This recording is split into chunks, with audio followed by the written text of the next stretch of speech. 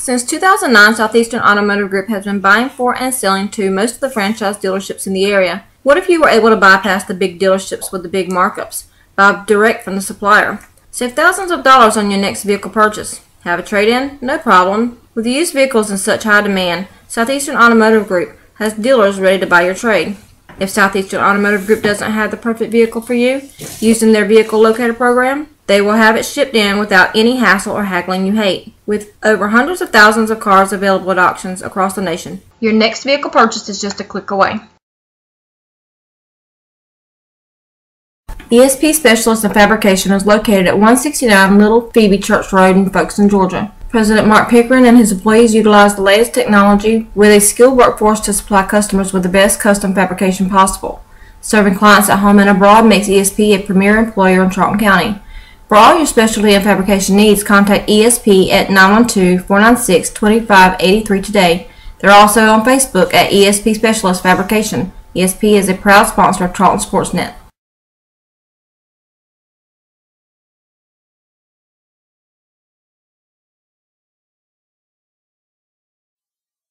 Okefenokee Rural Electric Membership Corporation has been providing quality electric service at a competitive price to residential, commercial, and industrial customers in southeast Georgia and northeast Florida since 1939. For tips and advice on how to save electricity and stretch your energy dollars, call 1-800-262-5131 and speak to your marketing representative. We are a cooperative owned by those we serve.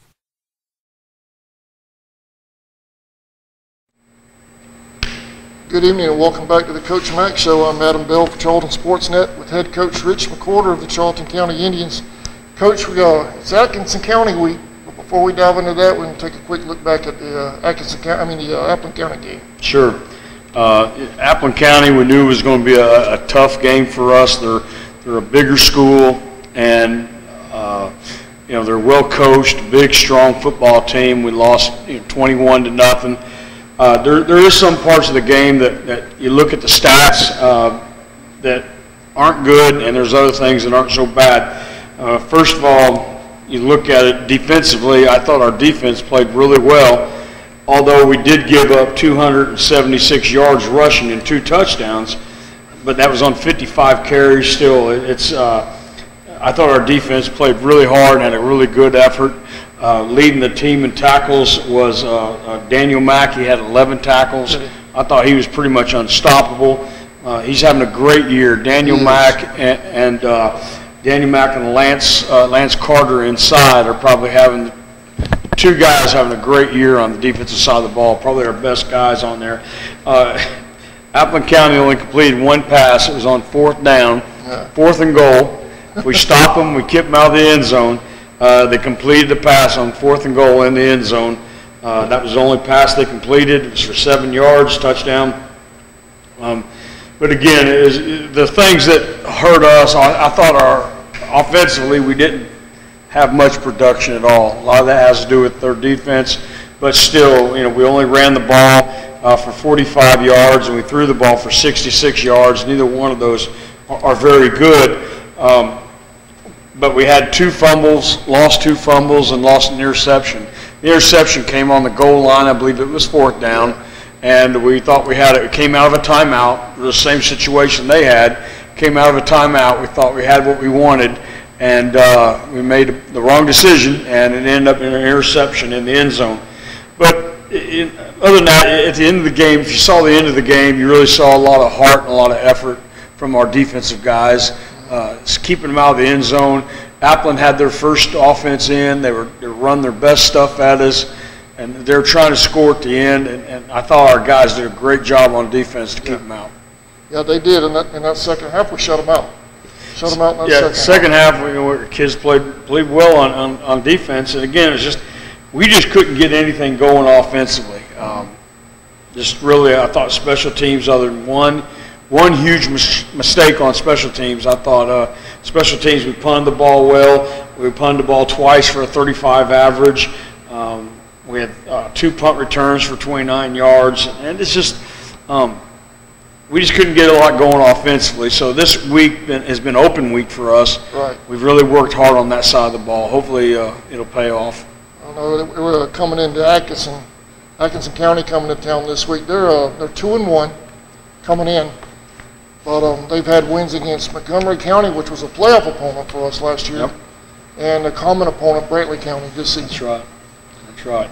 Atkinson County, just the Rebels. Just one thing, I think the first thing you want to say about them is that Coach Carl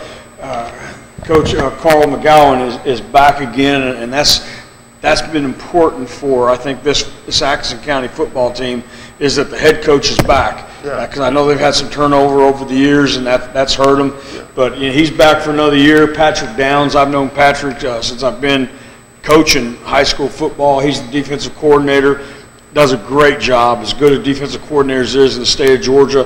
He's with them for the second year, so that right there is going to tell you that Atkinson County is going to be much improved, just those guys back. I know I think they lost their top running back, Malton Henson, a senior running back, to a knee injury, which is awful anytime that happens. We've had it happen to us, and that's not good. But you look at their starting lineup, and you look at some guys that are making a lot of plays for Atkinson County, and they're underclassmen.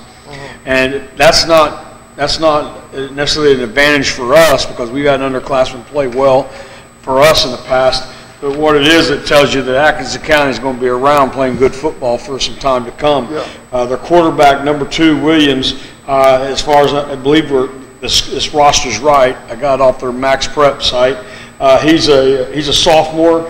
A good running back, defensive player. Number 1, Jordan, is a junior.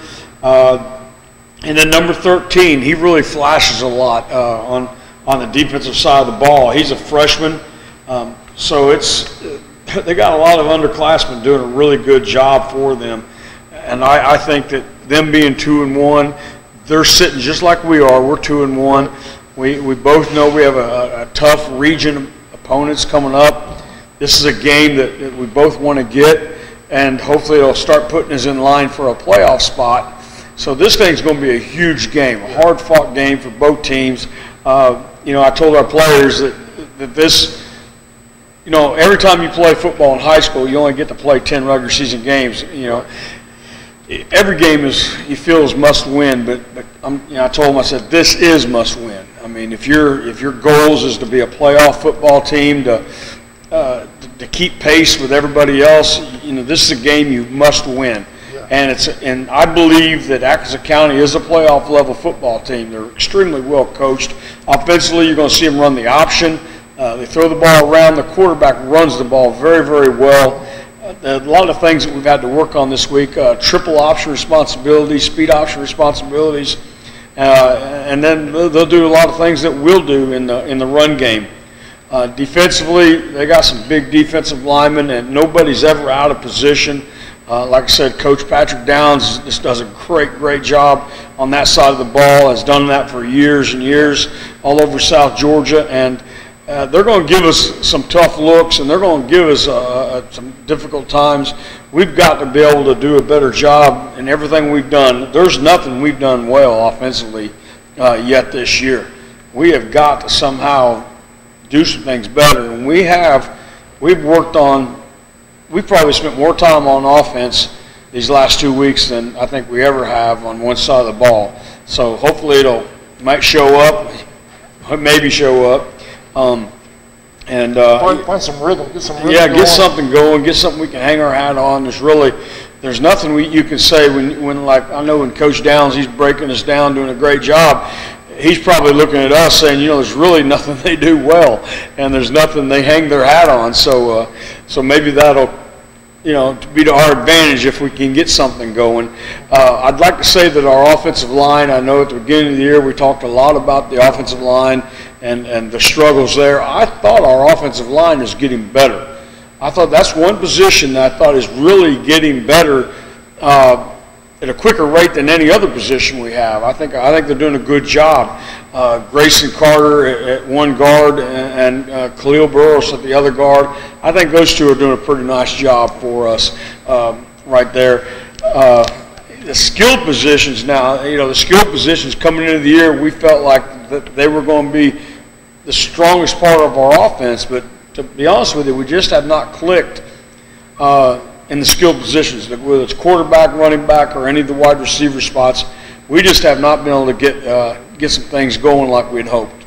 I know there's been a few times, I don't want to harp on anything, but there's been a few times when Laquan's delivered strikes and their drops, and then sometimes, it kind of goes back and forth. You're exactly right. When we've been on target, we've had drops, and then we've also had some accuracy issues at the quarterback position. So all that we're working on. We're working on that. We're working on the run game.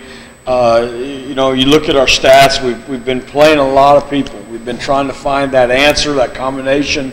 Right. You have a guy like DeVegas Austin.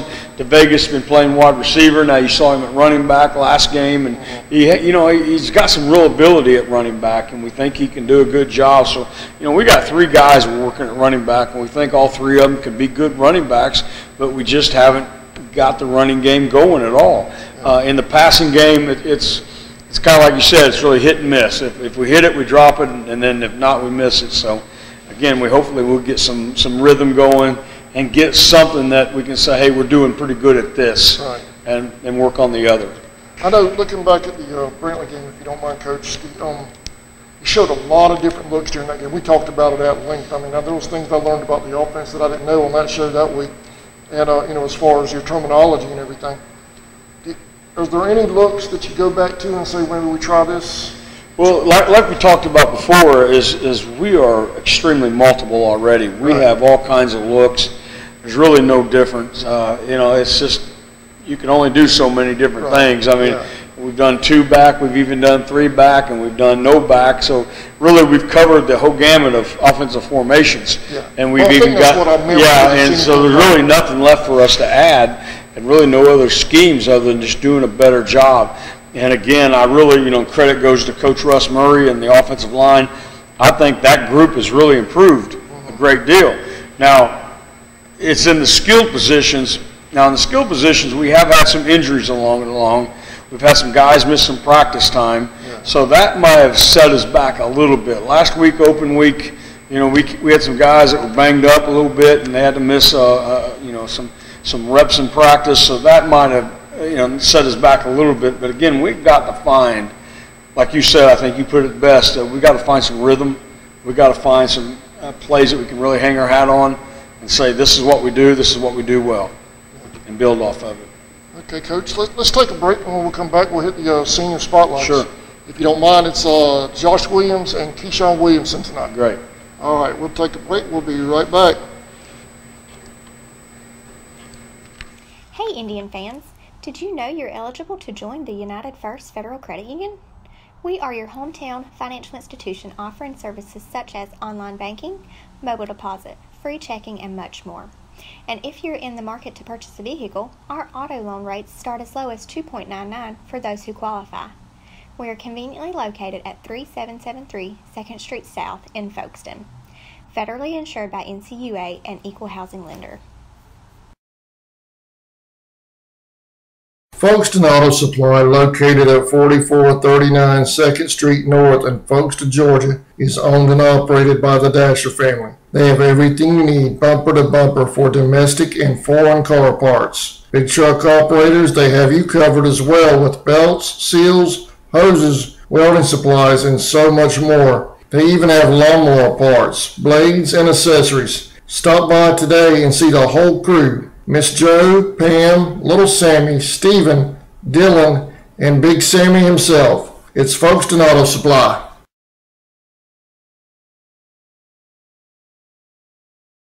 Folkestone Pharmacy and Electronics, located at 3885 Main Street in the heart of downtown Folkestone.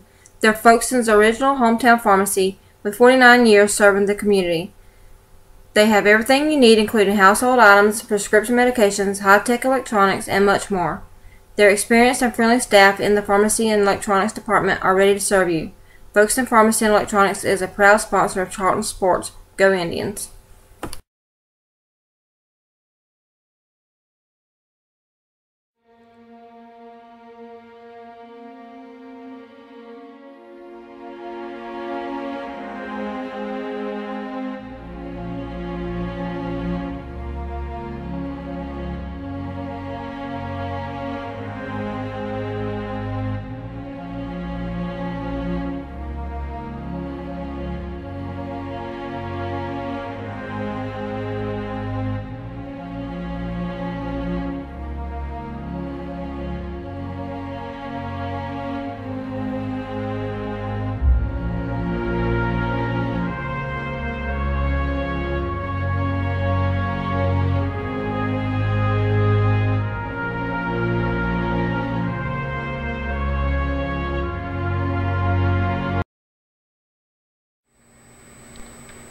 Good evening and welcome back to the Coach Mack Show, our senior spotlight segment.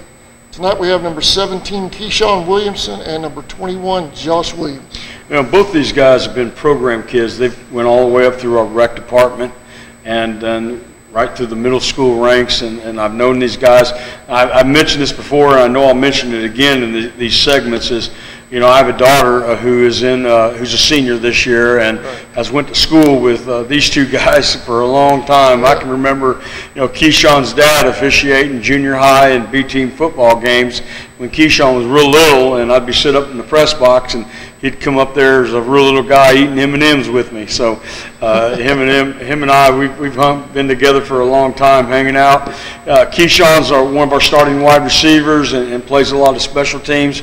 Really good kid. In the past years, he's been class vice president and different things. So he's really involved in our school, and he's a fantastic kid, and does a great job for us. And again, he's one of these guys that he grew up in the program, you know, been with us all along. And that's the same thing with Josh Williams. Now, Josh, you know, Josh has two older brothers that played for me, and Josh had an older brother that played at the University of Florida, and then had another brother that played for me.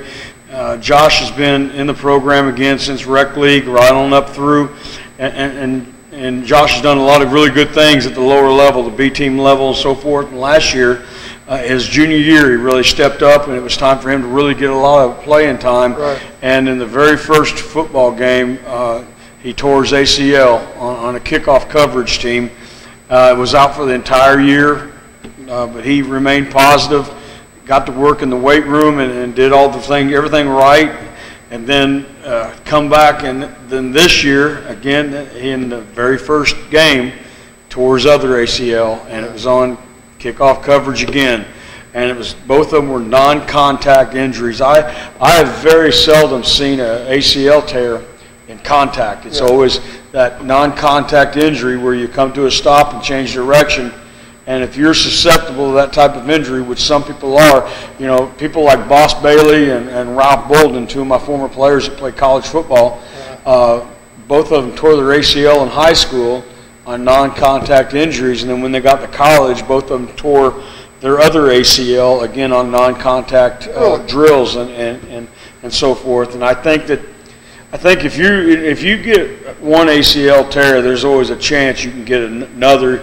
It's like, you know, unfortunately, some diseases, I mean, you just are susceptible to it. And I think ACL injuries, I've seen that over my time of either playing or coaching or watching football. It seems like that would be the case. You have one, there's a chance you can have another one. But and it was on the other knee, and he's, you know, this one really hurt. This one hurt us as a football team and coaching staff, and I know it really hurt Josh because everybody wants to have a great year the senior year. Everybody wants to be on the field and contributing and playing, and now, you know, like I've talked to him, I say, hey, we still need you around. We still need you to be part of this football team. But it's he's taking it hard. I mean, I understand that, and knowing he'll never play football again. You know, college football is really not an option for him, and he's done everything right to be on the field. But unfortunately, he won't be. But both these guys are just wonderful kids who, like I said, and started out at the younger levels and worked their way through. And we've been watching these guys play football since it was Saturday morning rec leagues out here. Saturday morning, 9 a.m. right here. That's right. Hey, maybe with these two guys, with their coming up through the rec, maybe we'll see them out here on the rec field again coaching. You never know. Exactly right. And I see it now with Chris Glover and doing what he's doing with the football. Yeah, he's one of my former players. His dad was one of my former players, and now he has kids, and he's doing what dads are supposed to do. They're involved, not only involved in their kids' lives, but making themselves available to other kids for them too. And that's really, I can't say for LT Glover, his brother, and for Chris Glover. I really appreciate what they're doing, and it has nothing to do with really the game of football. It has to do with that they're sharing themselves with their kids, but they're sharing themselves with about 60 plus more kids and making time for them. And I think that's really something that as adults we can learn, especially I think as young adults. You need to look back and you say, you know, there was men in my life who gave of their time. I know in high school this is our job, but you know, in the rec league there was guys that, you know, drove me to practices and drove me to games and bought me a hamburger when nobody else would and things like that. And I'd really encourage young adults to get involved, whether it's baseball, football, or rec basketball or whatever. Just get involved. Be around these kids, be a great role model for them, because that's what they need more than anything. And you've heard all the public service announcements. You know what they really, what they really need more than anything is your time, and that's what Chris and LT Glover is really giving these kids is their time, and I appreciate them for doing that. And they just congratulations to Keyshawn and Josh, by the way, on their senior spotlight. But what you're talking about with the Glover brothers, Coach, is he did it too at a time when the rec took a little bit of a dip. That's right. With the football, and he stepped up. I know there was a couple of year stretch there. The rec department, we didn't field 11 and 12-year-old football team. And Glover brothers, they came in and they feel the need. They stepped in when nobody else would, and so they're really to be commended and thanked for that. And I really appreciate them doing that for our kids. And they're not just exclusively football. They have those kids play other sports, and that's what I really like. I really appreciate a kid who plays more than one sport. You know, it's safe to say statistics will show nobody's going pro. Now we do know that you can go pro, but statistics show that it's probably unlikely. But what everybody can have experiences and memories and learn. So I really like to see kids play more than one sport and be on more than one, be on a football team and then carry that over to the basketball or wrestling or baseball and golf or tennis. So it's, you know, and I think you're going to find this of most high school football coaches. Most of your high school football coaches are ones who are of all the coaches appreciate other sports. I think that you're not going. I don't know hardly any football coaches that don't want their kids. Actually, I know of none that will tell their kids, "I just want you to play football." I do not know of one football coach that's like that. Every football coach I know tells kids, "You need to play basketball. You need to wrestle. You need to play baseball or tennis or something." And that's one thing about my profession of coaching football that I'm proud of, is that football coaches are like that, and you can't always say that about other sports coaches.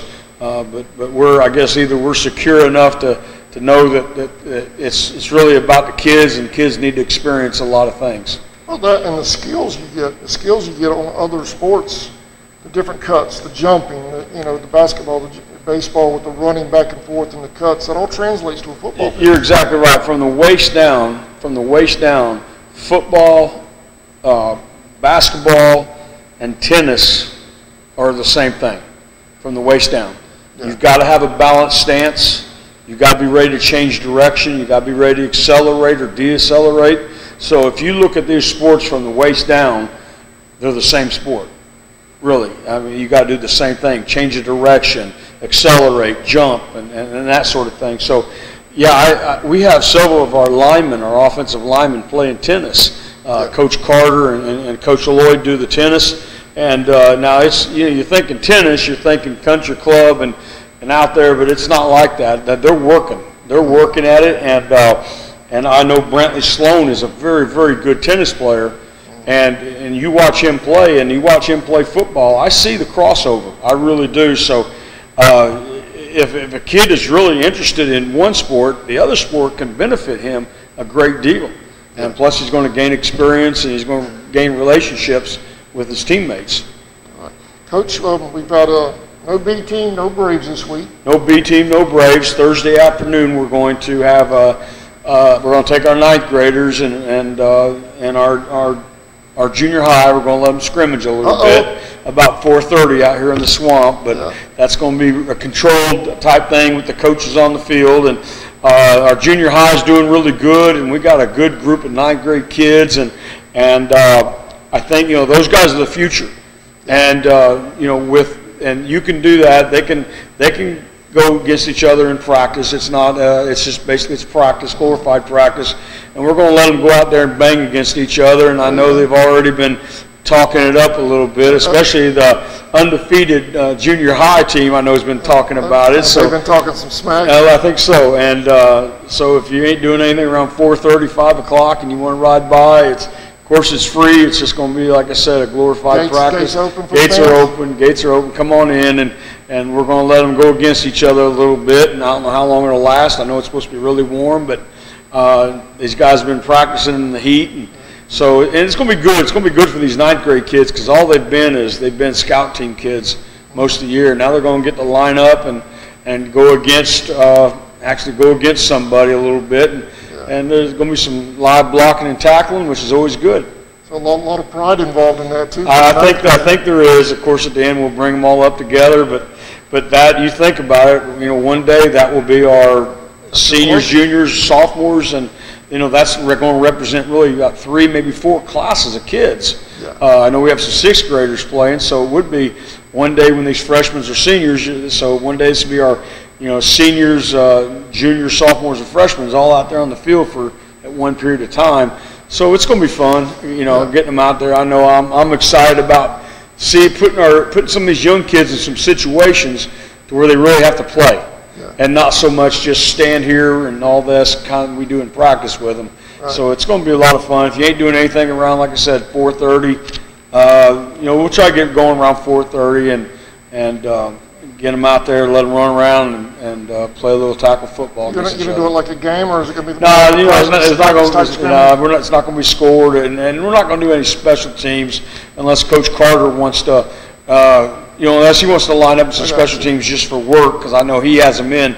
You know, our 9th graders haven't practiced as a team, so you'll probably see a lot more of our 9th grade kids lining up on defense for his offense. But you're going to see both. Yeah. Just not a lot, probably no special teams. Just a chance for them to get on the field and go block and tackle some folks. That'll be a lot of fun. It should be fun. That'll be the first time the Braves have played the B team since. No, we've done some of that in the past. Oh, have you? Yeah, we've done some of that in the past, and we've also had. I was thinking soap game type. Yeah, but we've done it in soap game.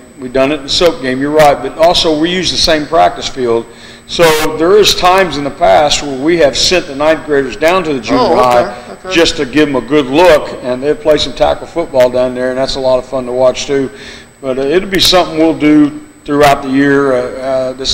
You know, at times in practice where Coach Carter will say, you know, how can I get a 9th grade defense, and 9th graders will come down and play some defense against his junior high offense, and helps them get better. Helps both sides get better. Oh, okay. Now, I've never heard Coach Carter talk smack. Has he been talking smack this week? Well, I sent him our roster, and he sent me his roster right away. I don't know if that was his way of showing me, you know, the winning team. You better be ready, because here's the roster you need to be ready for. I do know that, you know, Coach Zach Wittenberg and Coach David Pender, they work out at the middle school. They're around those kids, and those kids at the middle school, they're fired up about it. Zach Wittenberg told me today they're more fired up about this Thursday than they are games. So, you know, our 9th graders are kind of playing it cool, you know. They're just, but they might need to be ready. Yeah. 9th graders might need to be ready, because there's some pretty good junior high football players down there. All right. That sounds like a lot of fun, Coach. Yeah. That'll be a relaxing afternoon. Thursday at 4:30 right here in the Swamp. Yeah, right here. All right. Friday night, 7:30, Atkinson County right here. Big game, big game. They've got some great athletes. They've got some big kids that can run. They've got a lot of skill. They're 2-1, just like us. Mm-hmm. It ought to be a good football game. It ought to take 4 quarters to decide this one. And like I said, Coach McGowan and Coach Downs, great coaches. They're going to have them ready. And you know, our open week wasn't the best of open weeks we've ever had, but we've turned up the intensity.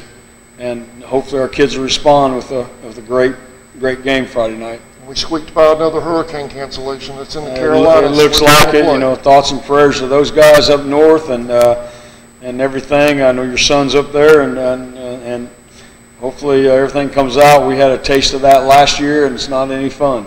No, not at all. hopefully everything will be fine. All right. We'll see you Thursday afternoon. Thursday afternoon, if you want to come by and watch some kids run around and play tackle football, we'll be out here. And Friday night, big game, big Region 2A game. All right, we'll see y'all Thursday and Friday. Thank you for watching the Coach Mack Show. Have a great week, everybody. Gant AC Heat and Electric, located at 141 West Love Street in Folkestone, Georgia. They service all makes and models of air conditioning and heating units, electric and plumbing supplies, blown installation, appliance parts and service, as well as sheet metal products. Gant is a proud sponsor of the Charlton Sports Network, Go Indians, and the Band of Pride.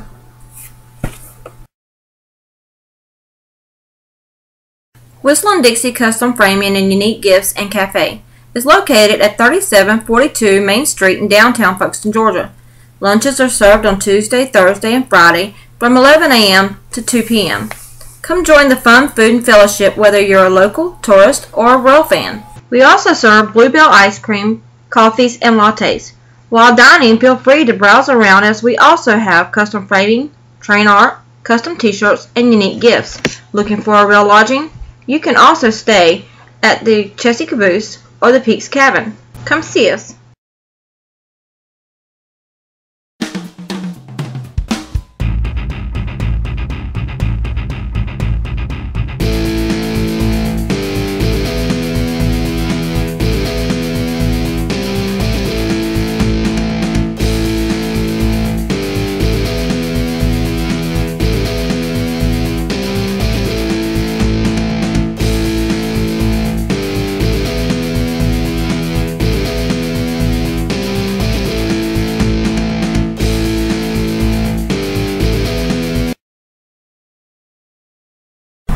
Charlton Electric, now serving Charlton and surrounding counties. With over 20 years experience in both commercial and residential services, our electricians can meet your needs. We offer installation on whole house generators, service upgrades, mobile home services, troubleshooting, ceiling fan and light fixture installations, and much more. Call us today for an estimate at 912-276-7661. Custom Creations and Boutique is located at 246 1st Street in Folkestone, right behind Lonnie Joe's Hair Salon. They offer a wide variety of items such as boutique clothing, shoes, jewelry, customized tees, home decor, gift and handmade items, and much more. Stop in and get all your custom game day apparel. They offer vinyl designs for shirts, signs, car decals, and more. There are many designs to choose from, or you can create your own. Custom Creations also does embroidered shirts and hats. They can be reached at 912-496-4987 or find them on Facebook.